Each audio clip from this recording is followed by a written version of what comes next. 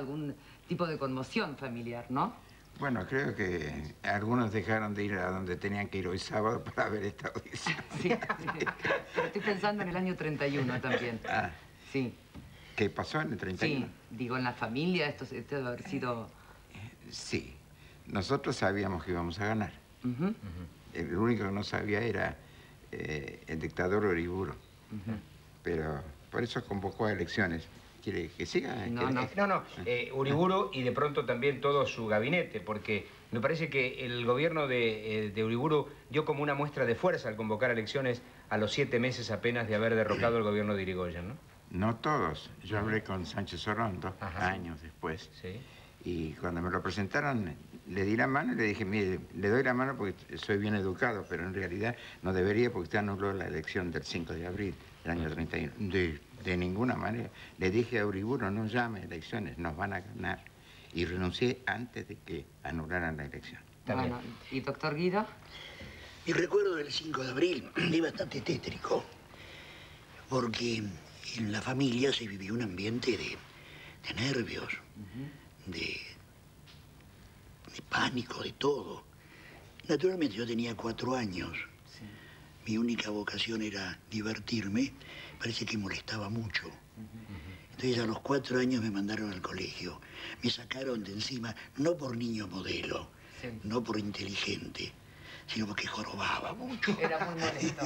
Así que el 5 de abril yo lo pasé con un guardapolvo blanco, un moño, me mandaron al colegio, creo que con cargo de retenerme mucho. Sí. Y no volver enseguida. Está bien. Pero ese es el 5 de abril. El tema en la familia a la vuelta de los años ha seguido sonando, digamos, como un acontecimiento importante. Vamos a contar la historia para que nuestros televidentes sepan de qué estamos hablando puntualmente y cuál es el pedazo de la historia argentina fuerte que vamos a evocar. El 5 de abril de 1931, 7 meses después de que el golpe del general José Félix Uriburu derrocara al gobierno constitucional de Hipólito Yrigoyen, se realizaron las elecciones para gobernador en la provincia de Buenos Aires como un intento de legalizar el régimen de facto y con la certeza de que serían los conservadores, aliados al gobierno, quienes triunfarían sobre la desprestigiada Unión Cívica Radical.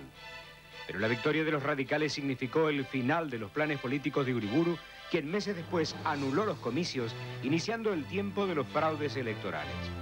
Fueron los mismos conservadores de Buenos Aires y el entonces ministro del Interior, Matías Sánchez Sorondo, quienes convencieron a Uriburu de convocar los comicios porque aseguraban que la Unión Cívica Radical estaba vencida después de la intensa campaña de desprestigio encabezada por el mismo presidente de la Nación, quien afirmaba ante sus partidarios de la Legión Cívica Argentina. La corriente enérgica y pura que viene con vosotros significa renovación y juventud, paz y progreso, orden y jerarquía de valores en vuestra vida pública intoxicada. Será el soto fuerte y salubre que derribará lo carcomido, tonificará lo debilitado y aventará los gérmenes perniciosos de toda demagogia. Los comicios de abril serían el primer paso de un plan que continuaría con elecciones en otras provincias para culminar con una votación nacional, siempre y cuando el poder quedara en manos conservadoras.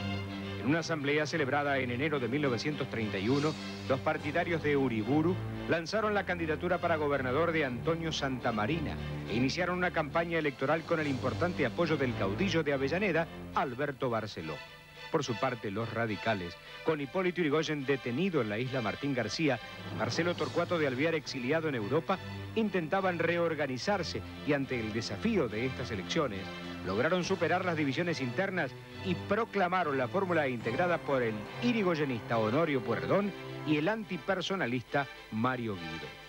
Los dos partidos clausuraron sus campañas con grandes mitines en la ciudad de La Plata, aunque para los conservadores el cierre fue la afirmación del presidente Uriburu, quien en un mensaje a la población sostuvo que una victoria radical en Buenos Aires sería inaceptable para su régimen. Al contrario de lo que suponían los consejeros del presidente de facto, la Unión Cívica Radical se impuso por más de 30.000 votos y todo el gabinete nacional fue obligado a renunciar. Inclusive Sánchez Sorondo, que fue señalado como el culpable de la derrota. 20 días después de los comicios, Alvear retornó a Buenos Aires y publicó un manifiesto ordenando la reorganización del partido.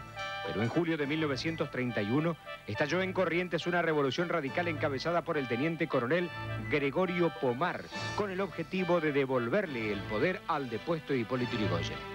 Uriburu sofocó la revuelta y aprovechó la ocasión para encarcelar y deportar a los máximos dirigentes de la Unión Cívica Radical. En octubre de 1931, y después de que los socialistas se negaran a usurpar la gobernación de Buenos Aires en el colegio electoral, Uriburu anuló las elecciones del 5 de abril y vetó la fórmula Alvear-Güemes, que los radicales habían elegido para los comicios nacionales convocados para un mes más tarde. La experiencia de Buenos Aires fue suficiente para que Uriburu no intentara elecciones en ninguna otra provincia. Le demostró que la Unión Cívica Radical no había muerto y lo convenció que el fraude era la única forma de sustentar el poder.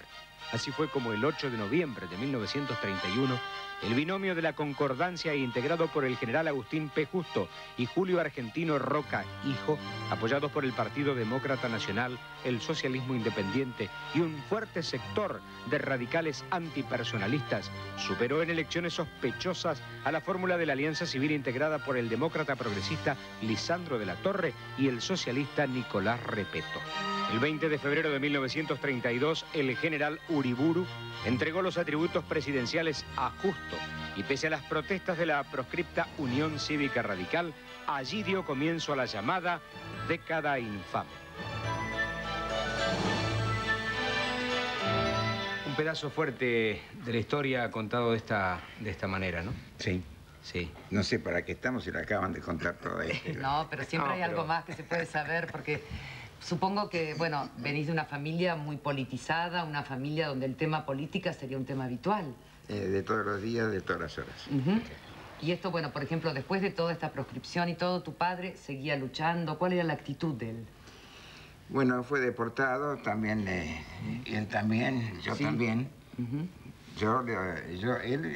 fue con la familia y yo tuve que escapar perseguido por un personaje que ni de triste memoria, se llamó Leopoldo Lugones Hijo, que fue director de sección especial de la policía y se acababa de inventar la picana eléctrica. Y entonces nos perseguían a nosotros, estudiantes, que hacíamos algún barullito por la calle. Un perfil de Honorio Purredón me gustaría muy bien. escuchar. Bueno, era un hombre con un gran sentido del humor. Sí. Si querés te cuento una anécdota. Sí.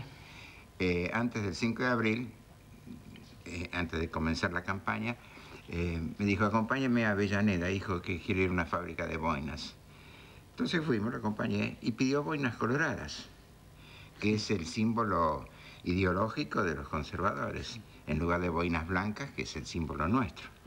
Y yo lo miré, yo dije, estará loco, no sé.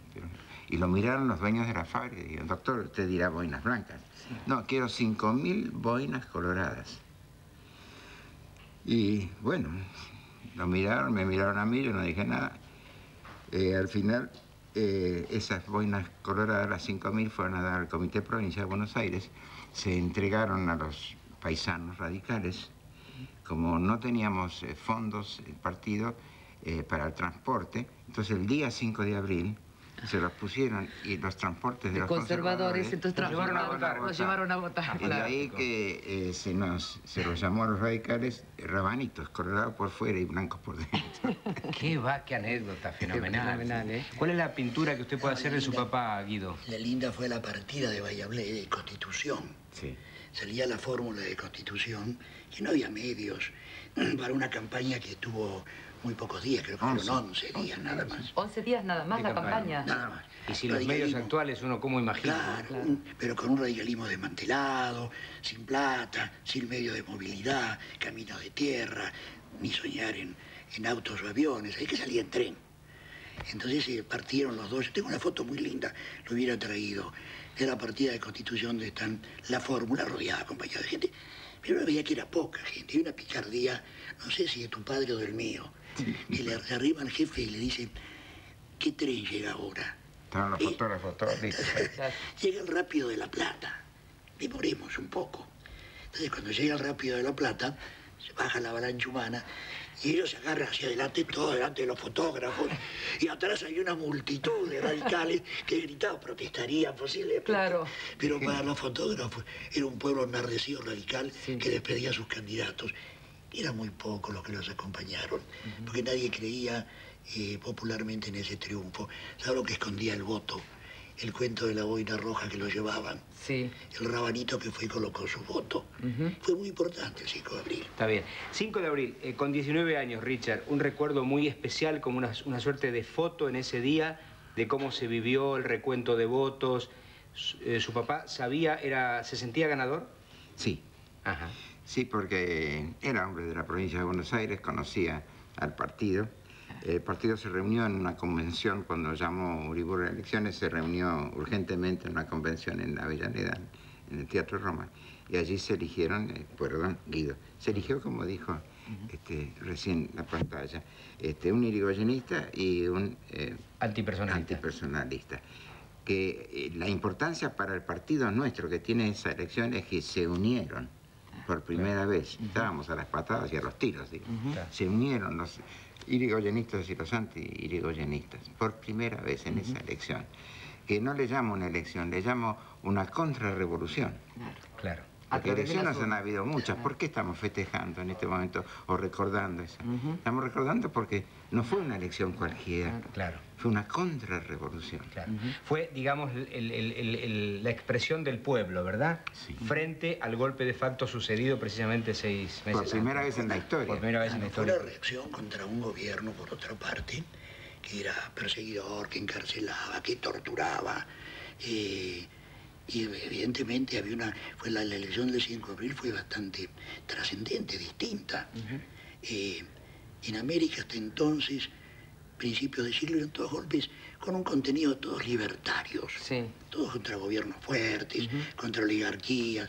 En la Argentina no. Claro. En la Argentina es todo lo contrario, es a derrocar un gobierno constitucional, plebiscitado, que respetó, se pudo haber tenido muchos errores, pero que respetó a la libertad. Claro que sí. Es fundamental. Doctor Guido, muchísimas gracias. Nada, al contrario. Bueno, Richard, cariños a tu hijo, a César Banana Porredón. Te venís a hablar de tu padre y terminás con cariños para tu hijo también, ¿eh? Sí, bueno, vamos a una pausa y ya volvemos.